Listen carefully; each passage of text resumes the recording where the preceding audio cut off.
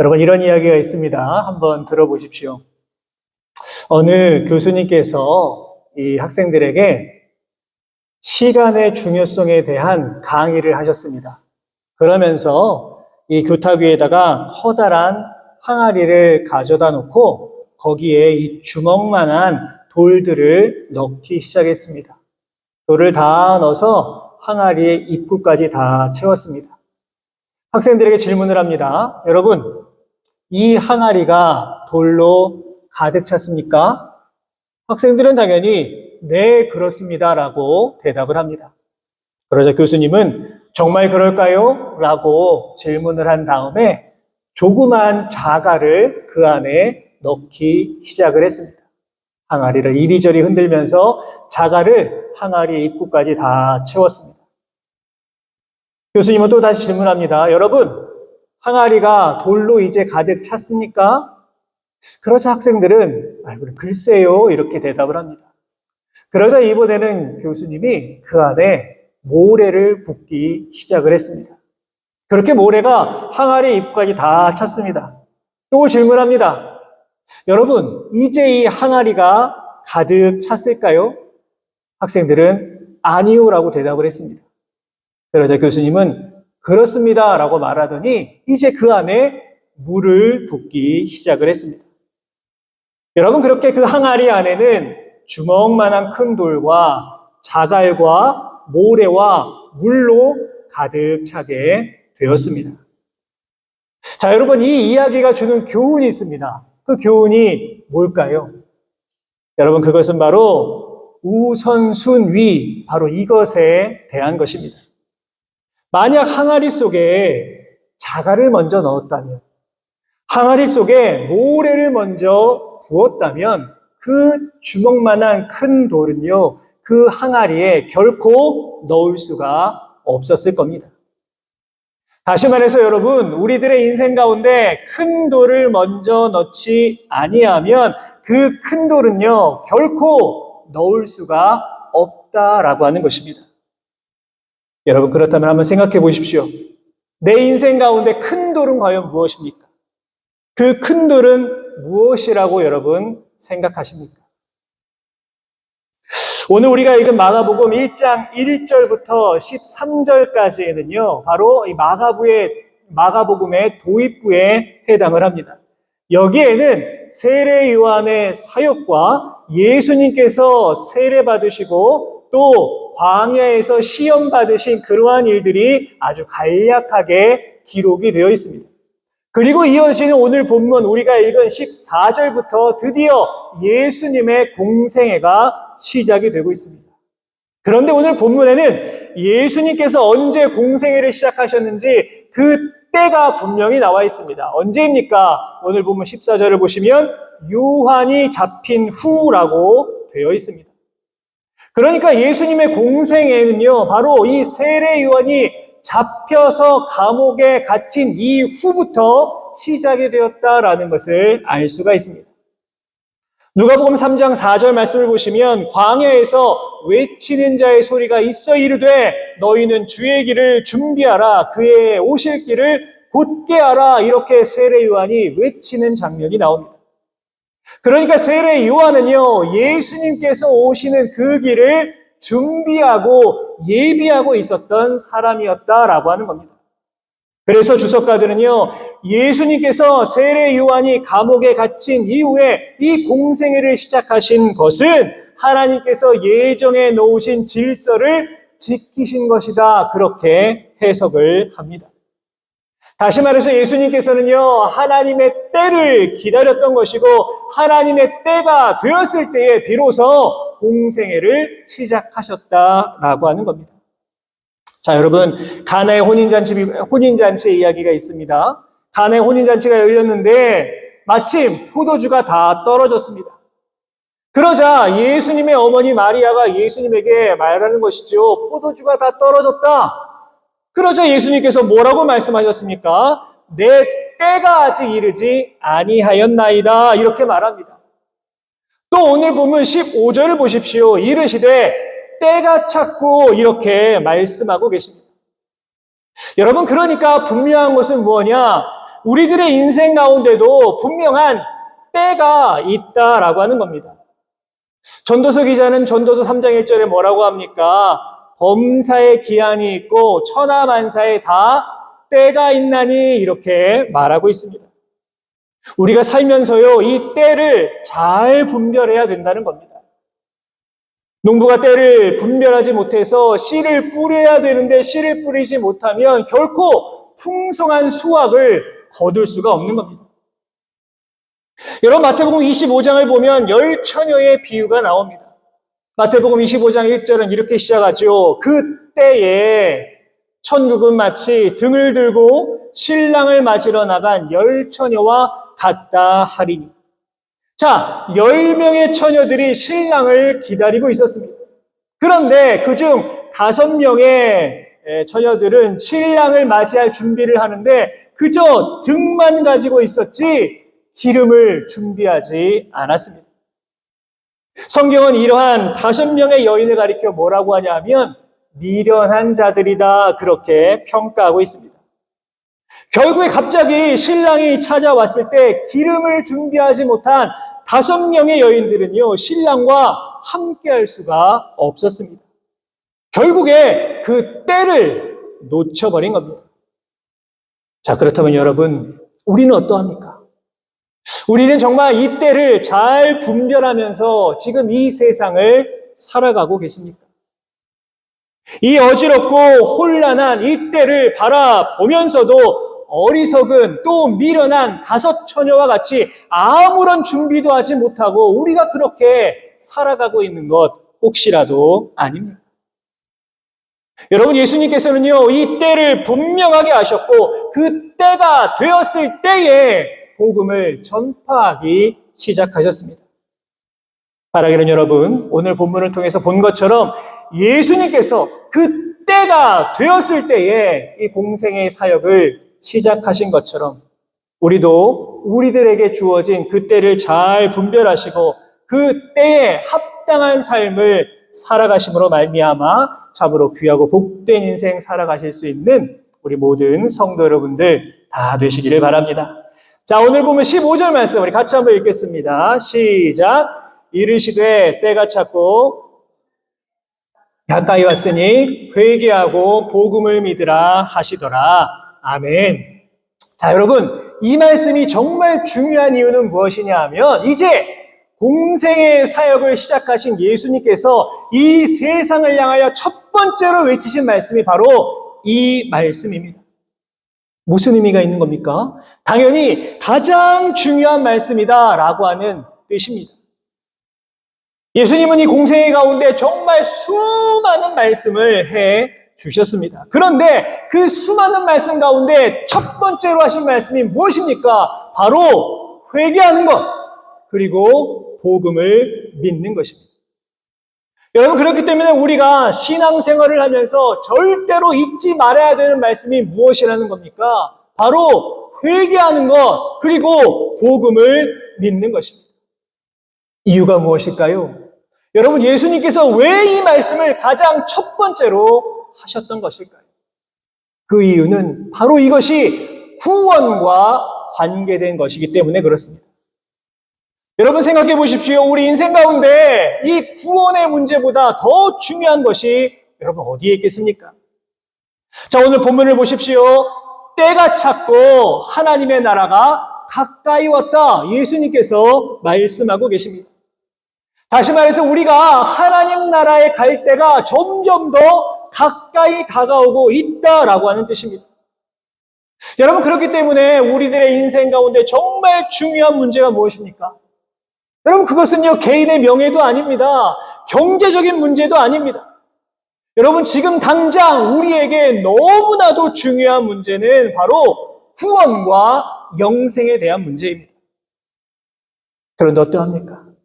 여전히 수많은 사람들이요, 이 문제가 중요하다라는 것을 깨닫지 못하고 살아갑니다. 예수님 믿는 것보다 다른 일을 하는 게 훨씬 더 중요해. 그렇게 생각하며 살아간다라고 하는 겁니다. 예수님 믿고 회개하는 것, 이건 얼마든지 나중에 할 수 있지만 지금 내가 해야 될 이 일은 결코 미룰 수 없어. 그렇게 생각하며 살아가는 사람들이 얼마나 많이 있는지 모릅니다. 누가복음 12장 13절 이하의 어리석은 부자의 비유가 나오죠. 어느 부자가 풍성한 수확을 거두어서요, 수많은 곡식을 거두어 들였는데 창고가 너무 작습니다. 그래서 더 큰 창고를 짓고 거기에 곡식을 다 쌓아두었습니다. 그러면서 뭐라고 합니까? 영혼아, 여러 해 쓸 물건을 많이 쌓아두었으니 이제는 평안히 쉬고 먹고 마시고 즐거워하자, 이렇게 말합니다. 아마도 부자는 이제 나는 남부러울 것 없는 삶을 살아갈 수 있어, 이렇게 생각을 했을 겁니다. 여러분, 그런데 하나님께서는 이 부자에게 뭐라고 말씀하셨습니까? 누가복음 12장 20절입니다. 하나님은 이르시되 어리석은 자여, 오늘 밤에 내 영혼을 도로 찾으리니 그러면 내 준비한 것이 누구의 것이 되겠느냐 하셨습니다. 아마도 부자는요, 자신의 삶이 길 것이다, 그렇게 생각을 했을 겁니다. 천년 만년 내가 이 부를 누리며 살아갈 수 있을 거야, 그렇게 생각했을지 모릅니다. 여러분, 그런데 실상은 어떠합니까? 우리는요, 당장 1분 뒤에 어떠한 일이 일어날지 아무도 알지를 못합니다. 여러분들의 미래가 밝을 것이다, 여러분 누가 장담할 수가 있겠습니까? 여러분, 그렇기 때문에 회개하고 복음을 믿는 것은요, 결코 뒤로 미룰 수 있는 일이 아닙니다. 오늘 이 시간 우리가 마음에 반드시 새겨야 되는 것은 바로 회개하고 복음을 믿는 것, 이것이 중요하다라고 하는 겁니다. 자, 오늘 본문을 원문으로 보면요, 헬라어 동사가 현재 진행형으로 되어 있습니다.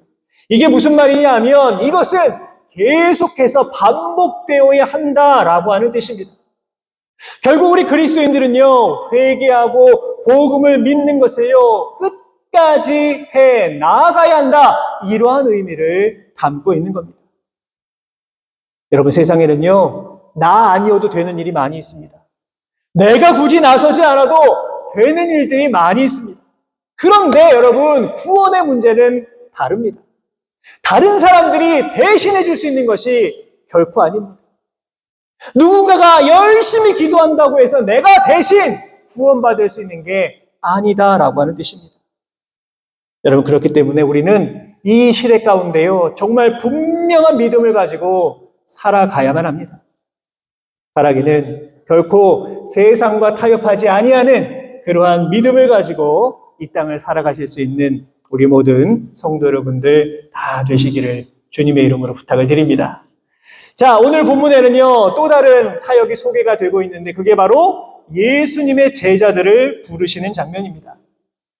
예수님께서는요, 가장 처음에 시몬, 베드로죠, 그리고 안드레, 야고보, 요한, 이렇게 4명의 제자를 처음 제자로 부르셨습니다.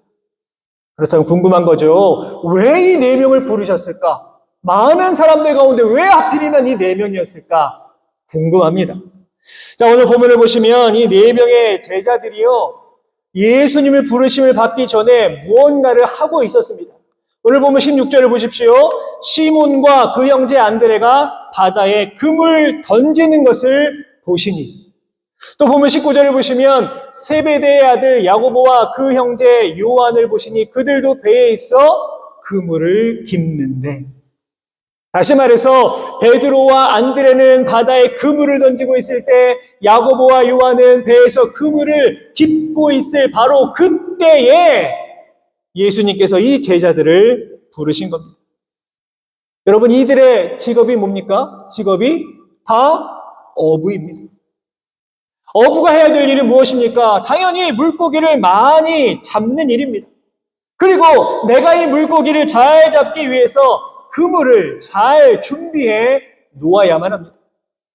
다시 말해서 예수님께서 이 제자들을 부르실 때에 이 4명의 사람들은요, 자신에게 맡겨진 일에 최선을 다하고 있었다라고 하는 것입니다.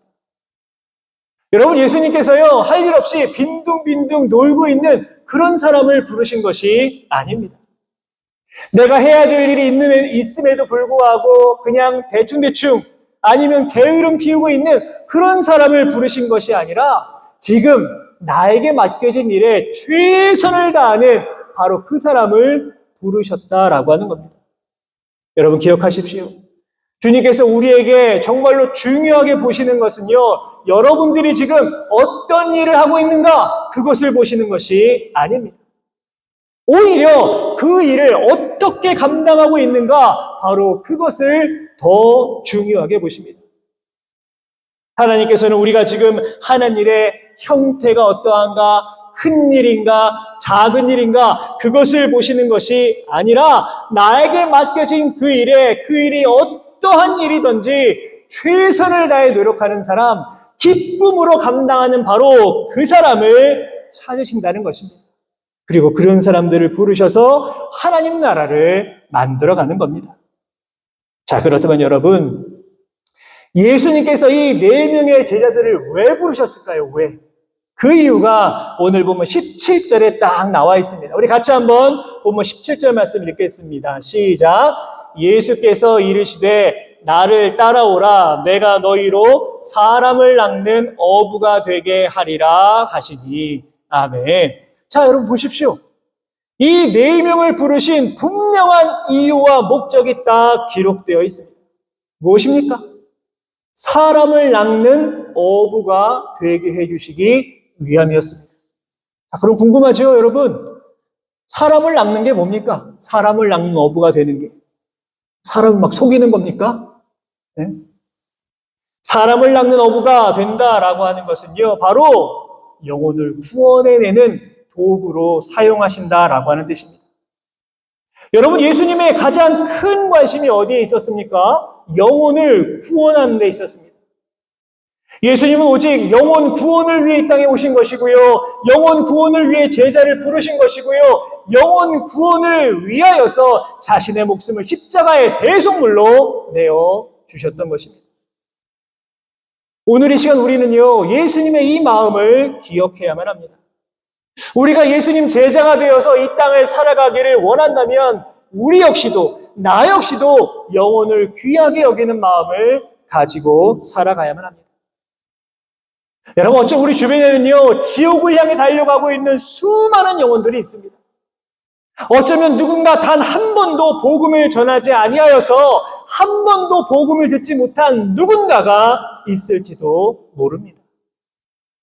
바라기는 여러분 모두가 다 예수님의 진정한 제자가 되셔서 사람을 낚는 어부 되어서 영혼 구원에 최선을 다해 노력하시는 우리 모든 성도 여러분들 다 되시기를 바랍니다.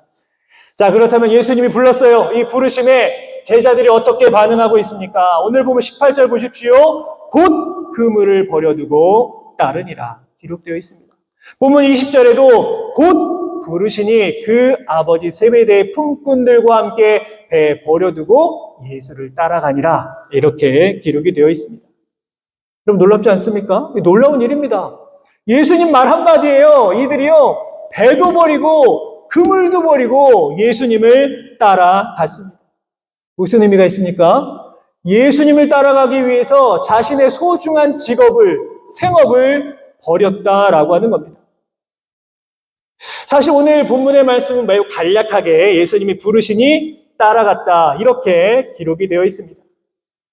아마도 이들은요, 이때 예수님을 생전 처음 보았을 겁니다. 그렇죠? 생전 처음 보는 사람이 이렇게 말을 했음에도 불구하고 아무것도 보장된 것이 없는 상황 속에서 예수님을 따라갔다라고 하는 게 대단한 결심인 겁니다. 대단한 결심입니다. 무엇보다 이들은요, 망설임이 없습니다. 다시 한번 보시면 본문 18절에 곧 그물을 버려두고 따느니라. 20절에도 곧 부르시니. 동시에 들어가는 단어가 뭡니까? 곧이라고 하는 단어입니다. 곧. 다시 말해서 예수님 부르니까요, 주저 없이 예수님을 따라갔다라고 하는 겁니다. 예수님 부르니까 내 모든 것을 다 내려놓고 예수님을 따라갔습니다. 어떻게 이렇게 할 수가 있었던 것일까요? 궁금하지 않으십니까? 어떻게 이 사람들은 이렇게 할 수 있었을까? 첫 번째로 이들은요, 예수님 말씀을 들었기 때문입니다. 예수님을 만나기 전까지 이들의 가장 큰 관심은 당연히 물고기 잡는 겁니다. 물고기. 어떻게 해야 물고기를 많이 잡을 수 있을까? 어디에 그물을 내려야 물고기를 많이 잡을 수 있을까? 어떻게 해야 내가 만선을 이룰 수 있을까? 이것이 이들의 가장 큰 관심이었습니다. 그런데요, 이들이 예수님을 만난 다음에 이들의 삶이 완전히 달라졌습니다. 자, 그렇다면 이들이 이렇게 바뀌게 된 이유가 무엇이었을까요?